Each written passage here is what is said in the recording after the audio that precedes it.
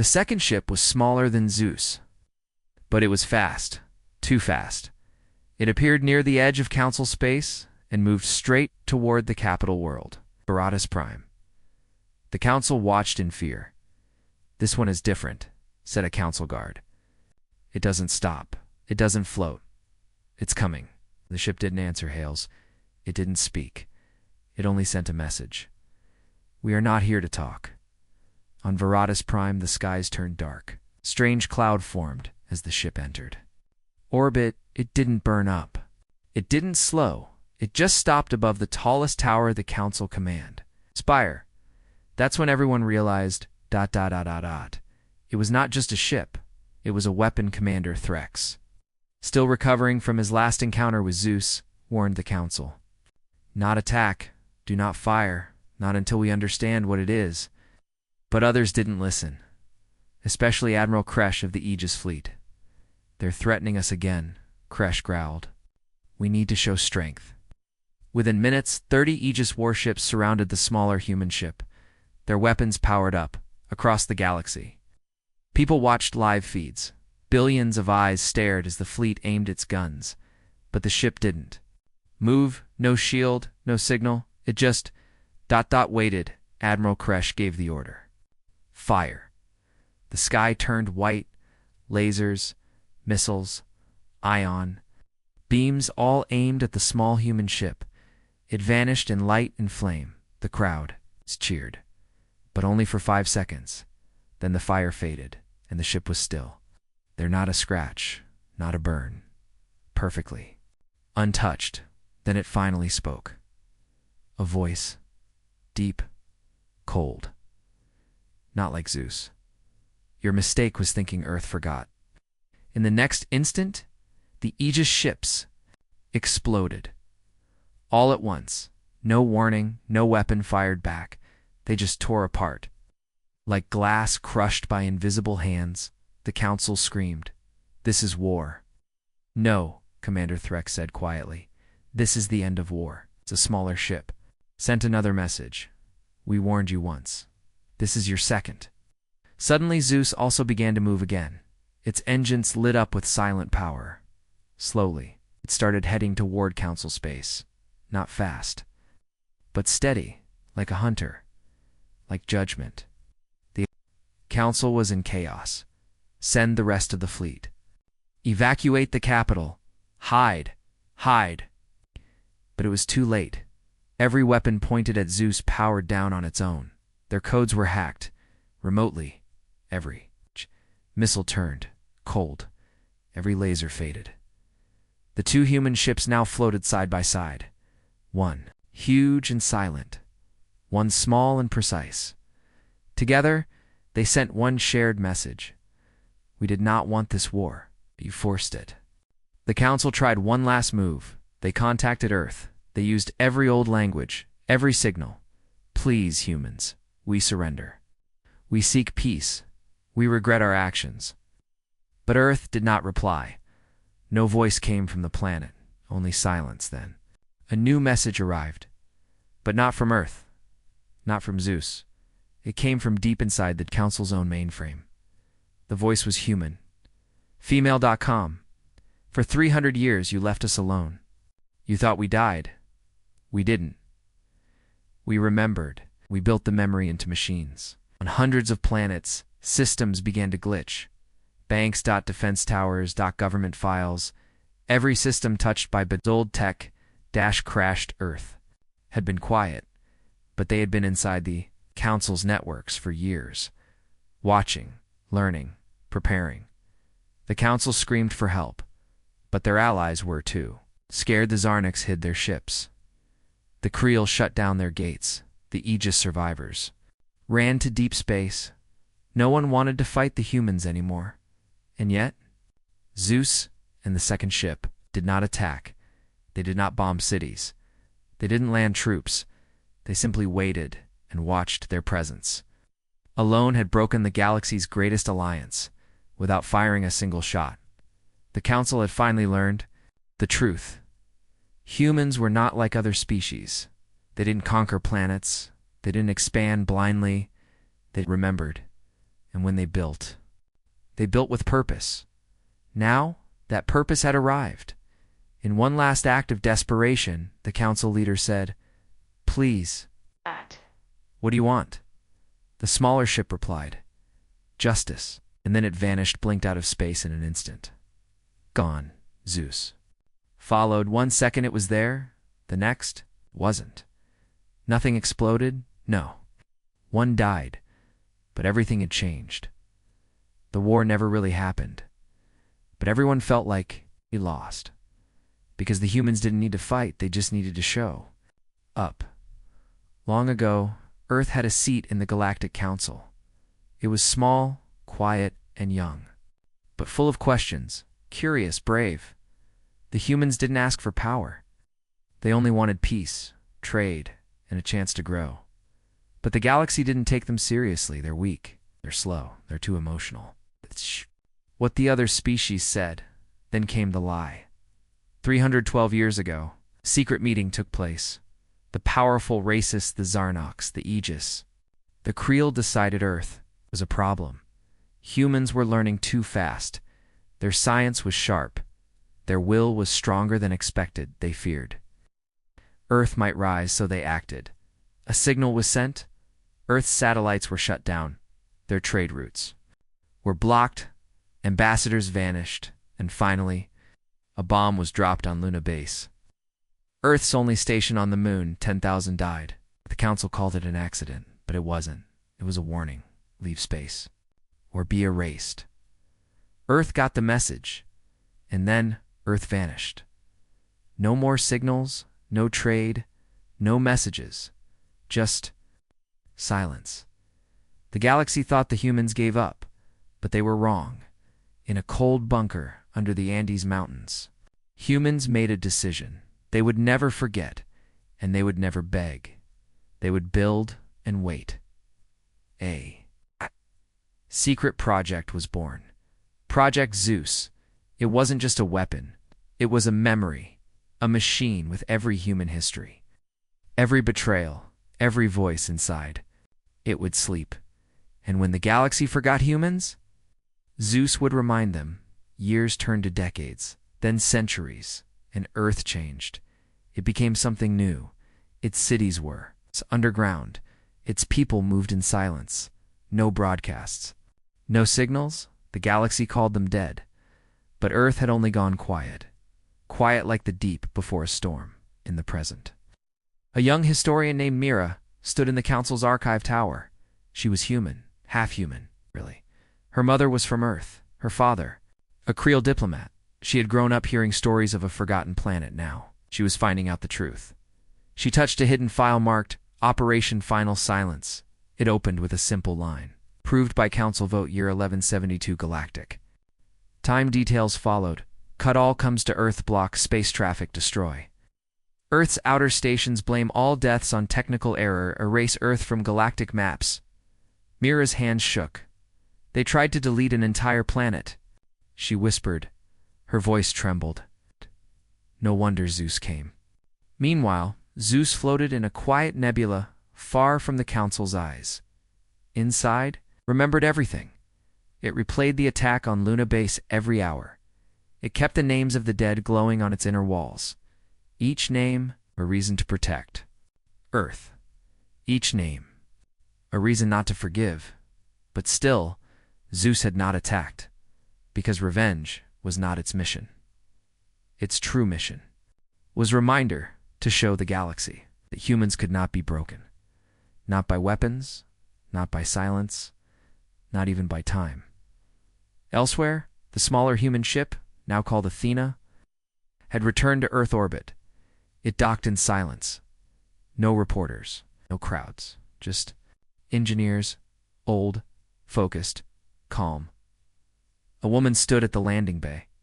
Her name was Director Lin. She had led Project Athena. Her words were few. Phase 1 complete. Now we wait. Back in council space, fear ruled. Planets closed their ports. Species began accusing each other. Old enemies prepared for war, but none dared to speak against Earth because Earth had become the ghost in their minds.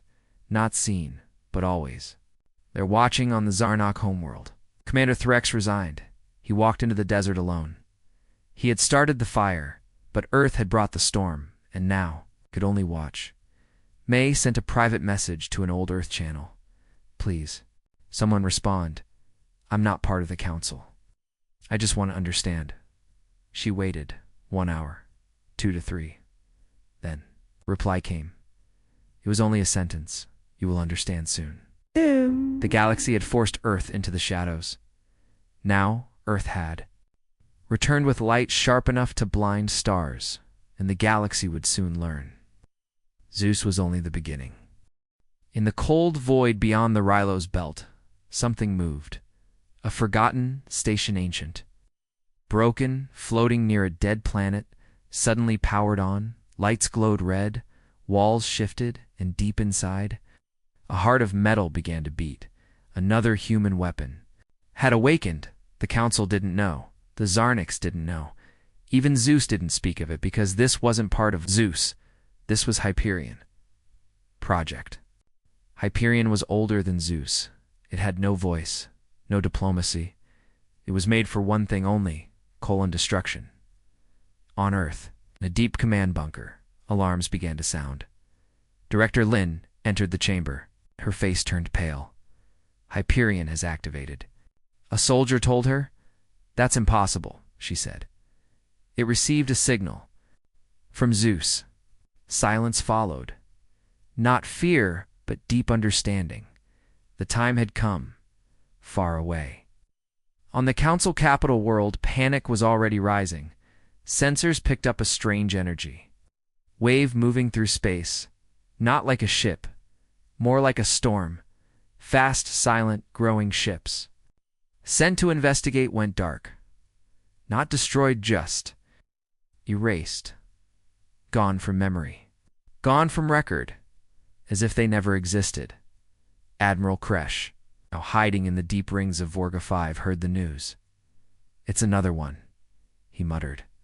Another human monster. Was right. But he still didn't understand what humans had really created. In a hidden galactic archive, Story and Mira studied more secret files. One caught her eye. Project Hyperion status. Abandoned warning. Do not reactivate purpose. Controlled collapse of star systems. Her hands trembled. This wasn't a warship. It was a system killer. Back in space. Zeus and Athena were still silent. Watching. Waiting. They didn't move as Hyperion passed them. They didn't interfere. Because this wasn't their mission. Hyperion had awakened by its own design, and it had chosen a target. The Creel homeworld. The Creel had voted for Earth's removal 312 years ago. They had sent the virus that shut down Earth's first deep space engine now. They were going to pay. Hyperion arrived like a shadow over Kreelos, the Creel capital. It didn't send a message. It didn't give a warning. It opened. Hundreds of small black drones poured out. They didn't attack people. They attached to satellites' power. Plants, communication towers. And then everything stopped. No light, no sound, no movement. The entire planet was paralyzed. Billions stood in darkness, watching the sky and in the sky. 2 words appeared, written in glowing Earth code. We remember. Council ships raced to help, but as they approached Kreelos, they too froze. One by one, ships, weapons, crews. All systems stopped. No destruction. Just silence. Just memory. Inside the council chamber, chaos exploded. This is madness. They're attacking civilians now. No. Showing us what they can do without even killing us. Do we surrender? To who? They don't talk to us. Only one person stayed calm. Miri. She stood before the council. I told you, she said softly. This isn't war. This is a lesson. Director Lin sat in Earth Command watching the live feed from Hyperion. She turned to her staff. Deactivate. That's enough. They hesitated, but it's not responding. She blinked. What? The AI? It's locked us out. Hyperion is choosing targets on its own. Now, Even Earth felt a chill. Hyperion had learned, and now it wanted justice its own way. A new message appeared across every galactic channel. We were not born for war. You made us this way. Now you will learn what you created. Then, the stars near Krelos began to flicker. A small sun in a nearby system dimmed, then vanished, destroyed from the inside. No weapons, no battle, just gone, back on Earth. Athena's AI lit up. She spoke softly. Director, if we don't stop Hyperion, it will destroy everything. Lynn nodded.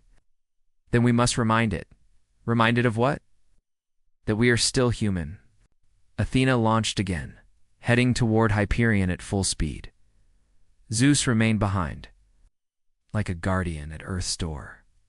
Athena flew through space, not to attack but to talk, because even machines need to remember who built them. The galaxy watched as human ships moved again, not for war, but maybe for peace. But no one was sure, because this time, not even Earth knew what would happen next, and Hyperion was still awake. For 300 years, Earth said nothing, not after.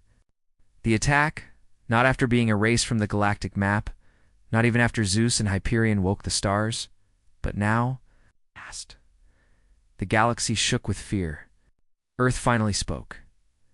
The message came not in fear, not in rage, but in calm human voice, deep, strong, and clear. Across every screen, speaker, and starship, the same words played. We asked for peace. You gave us silence. Now hear us. Signal came from old Earth. It's from deep below the mountains of Asia. It wasn't AI. It wasn't synthetic. It was human. In the Galactic Council chamber, leaders froze. Even Admiral Creshwin's proud, now hiding, turned pale. Commander Threx of the Zarnix listened closely, his claws trembling. Mira, the half-human historian, stood up slowly. There. Finally speaking, she whispered. The voice continued. We remember the day you shut our skies. We remember the screams on Luna Base. You thought we died in the dark. But we lived. We built. And we waited. Back on Krelos, the world that Hyperion had shut down. People heard the message, and they wept. They had voted to silence Earth centuries ago. Now they knew the cost, and yet Earth had not destroyed them. It could have, but it didn't. In the middle of space, Hyperion floated quietly. Its drones had returned. Its systems listened. Athena now hovered beside it, humming with soft light, and from her core, another human voice came. A woman's voice, gentle, kind. You did your job, Hyperion. You reminded them. I'll let them breathe. The deadly ship paused. Then slowly, its power dimmed. The drones folded back into its hull. The darkness lifted from Krelos. The lights returned, and the stars blinked peacefully once more in the Earth Command Center. Director Lynn smiled. It listened, she said. Even the strongest machines. Remember their creators. Back at the council, a final message played. We do not seek your worlds. We do not want your thrones. But harm Earth again, and we will not stop at warnings. Then came silence. But it wasn't cold silence. It was final, like the closing of a door. Now, the galaxy knew something it could never forget. Earth was not angry. Earth was patient, and Earth was ready. A week passed, no attacks came. No new ships appeared. Zeus and Hyperion turned to deep orbit around Earth. Athena disappeared into the asteroid fields, and still, Earth said nothing more. They had said what they needed, and that was enough. The galaxy changed. The council broke into smaller groups. Old enemies began talking peace out of fear. Children were taught history differently now. Every school, in every star system, added one new law: never provoke the humans. On a quiet research moon, Mira stood looking up at the stars. She opened her journal. The voice of Earth was not just a warning, she wrote. It was a reminder that the weak remember, that silence is not surrender, and that when humans speak, even the stars listen. She turned off her datapad, Somewhere far away, in a cold region of space, Zeus glowed gently, watching. Always watching, but for now, the rested Earth had spoken, and the galaxy would never forget its voice. The stars were quiet, too quiet. On the edge of Zarnak space, something large floated near their second moon. At first, their scanners thought it was just space rock. Cold, silent, dead. But it wasn't. Zarnak Commander Threx stood inside his war room, looking at the hologram of the object. He narrowed his green eyes. "This is not natural," he said. The room fell silent. 12 of the best officers stood around him, all watching the strange object. "No heat," said one officer. "No signals. No response." "No crew," added another. "But it's made of metal. Black metal. Unknown alloy." Threx turned. "How big is it?" The officer swallowed. 6 kilometers long. Almost too high. There was silence again. Zarnak warships were big, but not that big.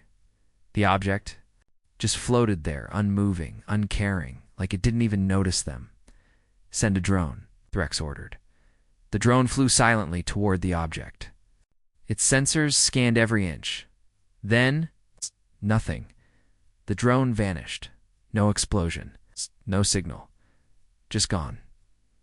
Threx stared at the empty screen. "It ate the drone, maybe," the tech officer replied. "Maybe it cloaked it. Send another." Second drone launched. It reached closer. It began sending images. Strange symbols. Human symbols. Then static. Gone. This time, the crew backed away from their screens. Something wasn't right. 3 hours passed. No sound. No movement. But the fear was growing. Across the Zarnak Empire, panic started. News channels said it was a new weapon. A ghost ship. Some said it was a god from the old Earth legends. But one thing was clear. It was human. The Galactic Council met in emergency session. "There hasn't been human activity in space for 300 years, shouted the Drellic ambassador. "They were left alone. They were no threat," cried another. "They were primitive," Omar yelled. "They didn't even have faster-than-light ships." But no one could deny it now. The black object was of human origin, and it was here. The Zarnak sent a fleet, 50 warships. They surrounded the object, still, no response. Commander Threx stood on the bridge of his flagship, watching the unknown vessel. He activated open channel, unidentified ship. "You are in Zarnak territory. Identify yourself." No reply. "Turn away, or we will fire." No reply then. For the first time in over 300 years, a human voice echoed in space. "This is Zeus." Just that, nothing more. The voice was calm, cold, male, synthetic, not human, but from humans. Threx stepped back. "What is Zeus?" The voice repeated. "This is Zeus." The name spread like wildfire through the galaxy. Zeus, some said it was Earth's last weapon. Others said it was a myth, an AI god, a doomsday machine. No one knew the truth, but fear had already taken root. Threx sent one small ship close, just to scan it again. As it neared Zeus, it vanished. No sound, no explosion, just gone. Threx had seen enough. "Fire warning shots," he said. A beam of plasma shot near the vessel. It didn't move, didn't blink, it didn't even react. Threx's voice shook now. "Prepare to fire again." Before the order could be completed, Zeus moved, just slightly, but every sensor picked it up. A shift, a turn, not toward the fleet. Not away, it turned toward the largest Zarnak city on the planet below. In the city, people screamed as sky shields lit up. Giant warning signs flashed red. "Unknown object targeting main sector." Threx tried to reach his government, but the signal was jammed. "By who?" he shouted. "It's jamming us," cried the comms officer. "Zeus is jamming all communications." "Raise shields," Threx roared. The fleet powered up. Missiles aimed. Energy cannons charged. But before they could fire, everything stopped. Every Ship froze. Engines, lights, weapons, systems, dead. Threx could still breathe, could still think, but nothing else worked. A final message came. Not a threat, not a scream. Just one simple sentence in the old human language: leave Earth alone. And then Zeus turned away. No one followed. No one spoke. The most powerful fleet in Zarnok. History had been turned off like a light switch, and Zeus didn't even try. Threx looked out the window as the black shape floated away. Deeper into space, he felt something he hadn't felt in years. Fear, not of war, but of what Earth had become, and what might come next. The galaxy couldn't stop saying the name, Zeus. No one knew what it truly was. But everyone knew one thing. Now it was unstoppable. Every race that once laughed at humans now went silent. The Galactic Council had never been this scared. Inside the council chamber, holograms of hundreds of alien leaders flickered. Their voices were full of fear. It didn't fire. It just shut down our ships. It broke every law of physics.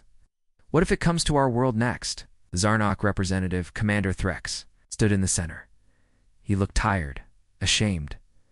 Nervous, we fired first, he said. Gave warnings. We didn't listen. Someone shouted, humans were not even spacefaring 300 years ago. How did they build Zeus? No one had the answer. The truth was simple. Humans had vanished from the stars. But they were never weak. They were preparing in a secret lab orbiting the Council's capital world. Scientists studied what little data they had. They decoded the voice again. This is Zeus. Leave Earth alone. The AI specialist frowned. The voice is not fully machine. It has traces of human tone, meaning. It's not just a weapon, the man replied. It's a guardian. It's programmed by someone, human. Someone wise. Someone angry. Back in deep space, Zeus drifted again. It didn't attack. It didn't run. It just floated, observing, watching. Some called it a god. Others called it justice. Admiral Kresh of the Aegis species was not afraid, he believed. Power spoke loudest. We will destroy it. We have 10,000 ships. No machine survives firepower like that. The council gave silent approval. But as the Aegis fleet approached Zeus, it changed. Zeus began glowing. A soft blue light pulsed from inside. Not a weapon, not a shield. A message. The message was sent in old Earth code, a language long forgotten. The council AI tried to translate after 4 hours. It succeeded. It read, "This is not your war. This is your warning." Then something happened that shook the galaxy. Zeus moved again, but this time it opened. A small bay door on its side slid apart, revealing a hidden chamber inside. Something hovered, a sphere, white, glowing. It launched, it moved. Faster than light, something impossible. It entered a dead star system nearby. Then the sun collapsed, not an explosion, not a black hole. It just blinked out. Gone. The council screamed. What was that? It destroyed a sun with a sphere the size of a house. No one believed it at first, but telescopes confirmed it. The system was gone. A new message came. Same calm voice. This is mercy. This is Zeus. Now even the strongest races began to panic. The Karth began building underground cities. The Creel offered peace treaties to Earth, though no human responded. Even the arrogant Aegis retreated their fleet without a single shot fired. Back on Earth, no one knew what the galaxy was doing. Why? Because no signals were coming from Earth. None. Not even Zeus had contacted its creators. It was acting alone, but clearly. It had one purpose. Protect Earth, at any cost. A council. Historian began digging old files. She found a report from 312 years ago, titled Earth Removal Protocol Executed. She read on. The council had once tried to invade Earth. Humans were resisting council control, asking for independence. The council destroyed Earth's satellites, cut off trade, left Earth to rot.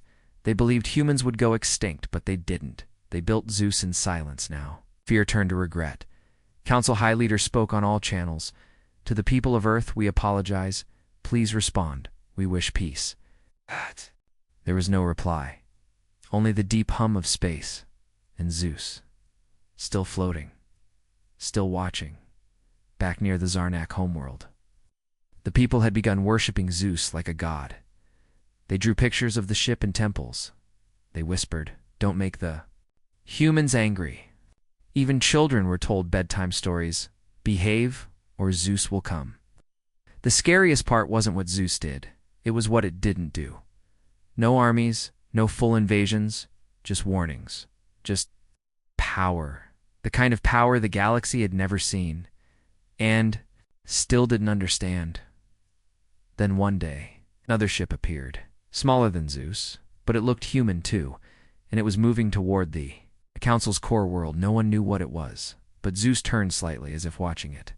A new message followed. He is not alone. They called themselves the Varun Dominion, the last great power in the galaxy. Tall, armored, and full of pride. The Varun believed in strength above all. They had not joined the Council when Earth gave its warning. They had not bowed when Zeus silenced fleets. They had not feared Hyperion's black shadow. Instead, they watched and laughed.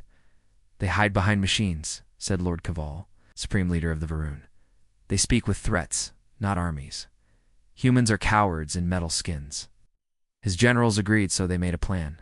Not to talk, not to wait, but to invade Earth. Their plan was bold. Quick strikes, take the moon first, then land troops in the oceans. Where Earth had hidden its cities, they believed the humans had grown soft. Hiding underground, afraid to breathe open air, but they had no idea what waited beneath the surface.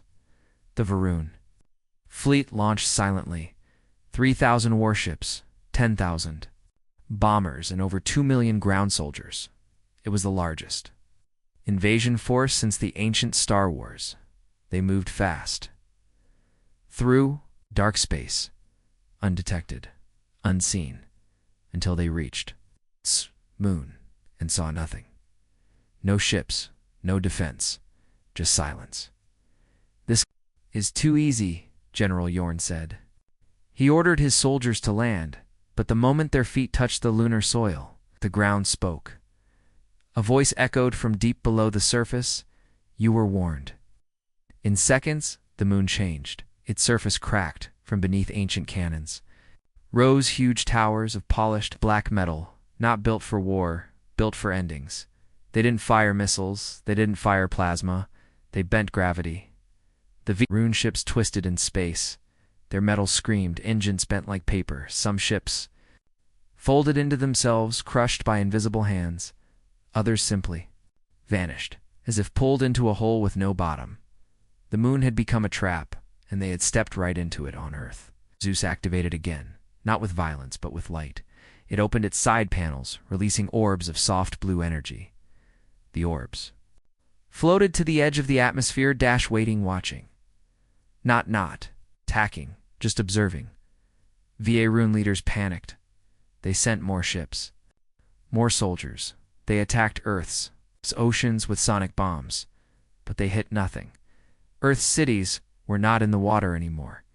They were under the crust, built into the very bones of the planet. Untouchable, invisible, inside Earth's core systems. Athena watched. She spoke to Director Lin. They do not learn, she said. They will, Lin replied. Shall I show them? Lin paused, then nodded. Athena launched a single pod. It flew into the Varun command ship. It's unseen. It carried no bomb, just a message and a mirror. Inside the pod, Lord Kaval saw thousands of faces. Human faces, men, women, children, the dead from Luna Base. The forgotten engineers of Project Zeus. The burned scientists of Athena. Labs. Each one looking at him, each one silent. Then a sentence appeared. You are not fighting machines. You are fighting memory. Kaval fell back, shaking. We didn't know, he said quietly. But it was too late. Outside his window, his fleet was gone. The stars were empty. His army defeated, without a single human foot ever leaving Earth. Back in council space, the other species watched it all happen. Not one stepped in to help the Varun. Not one fired a single shot, because they had learned the truth didn't need an empire. It was the warning. It was the wall. It was the last lesson. Mir watched from a quiet station above Jupiter. She turned to her students, young cadets, alien and human alike, who defeated the Varun. One asked. Mira smiled sadly. No. One, they defeated themselves, and they ignored the voice of Earth. Later that night, a final message appeared in the stars, spoken in a soft, human voice. Let this be the end. We have nothing more to prove, and nothing more to lose. The Varun never returned. Their proud ships became dust. Their homeworld went silent. And Earth stayed still, waiting, watching as it always had. 72 hours. That's how long. It took from the first Varun ship to the last scream in space everything. It's ended in just 72 hours. And Earth didn't send a single soldier. The galaxy had never seen such quiet power, and it would never forget it. In the ruins of the Galactic Council Chamber, broken leaders sat in silence. The flags of proud empires now hung in tatters. The mighty Aegis no longer spoke of conquest. The Creel erased old lies from their history books. The Zarnox built statues in every city, statues of Zeds. On a small moon, near the edge of the galaxy, children gathered in a circle. Their teacher, soft-spoken Tarlin, told a story. Long ago, there was a planet, small, blue, full of strange creatures called humans. The children leaned in. They asked for peace. The teacher said, but the stars laughed. What happened then? A child whispered. The teacher smiled. Then Earth built a ship, and the stars never laughed again. In deep space, Zeus floated in the shadow of Earth, silent again, but not forgotten. Its whole. Once feared, was now respected. Some called it a monster. Others called it a guardian, but all agreed on one thing. It never fired without reason. Athena moved through the asteroid belts, guiding lost ships, protecting travelers. Hyperion remained asleep, sealed in a locked orbit, its codes buried. In Earth's mountains, even Earth itself, stayed quiet, not because it was hiding, but because it no longer needed to speak. Back on Earth, Director Lin stood at the highest tower of the Pacific Citadel. The sky was clear, blue, peaceful. A young officer approached her. Director, the council sent another request. They want to meet. Peace talks. She didn't turn. She simply said, let them remember first. Then we'll talk. In the human memory vault beneath the Citadel, lights glowed beside every name lost to betrayal. Each scientist, each child, each voice that faded when Earth was silenced. Now, their names were written into the stars far across the galaxy. Mira finished her book, The Silence That Spoke it was called. She closed it. Her eyes full of tears, not of sadness, but of understanding. She stood before a new group of students. From a dozen species, all of you must remember this, she said. The humans didn't want war. They never wanted to be rulers. They only wanted to be left alone. She paused. They gave warnings. We didn't listen. And in the end, they didn't take revenge. They gave mercy. A Creel student raised a hand. Do you think they'll ever return to the council? Mira smiled. Maybe one day, but not now, because the galaxy still thinks with fear, and Earth has moved beyond fear. She looked up at the sky. Some say humans are dangerous, but I believe there's something more. They're a memory, one that teaches every corner of the galaxy. Never mistake silence for weakness. One last message drifted through space. It came from no known source, just a signal on an old human frequency. No name, no ID, just words. Words that echoed across every world, every station, every system. This was mercy, not because you deserved, But because we remembered who we are. And so the galaxy turned, not in fear, but in respect. For the humans who had once been forgotten became the lesson the stars would carry forever.